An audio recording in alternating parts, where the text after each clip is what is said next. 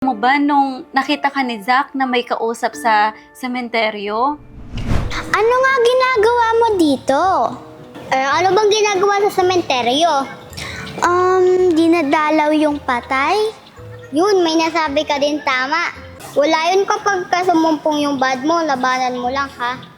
Oo, sana makita mo na yung bike mo. Angel, sino yung kausap mo? Si Renz! At nung sinundo ko kayo galing sa school, anak, nung pinakilala mo siya sa amin, hindi namin nakikita si Renz. Papakilala ko po yung bago kong kaibigan, si Renz! Renz!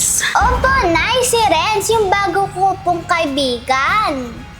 Zach, siya yung sinasabi ko sa'yo, yung kausap ko kahapon. Ano?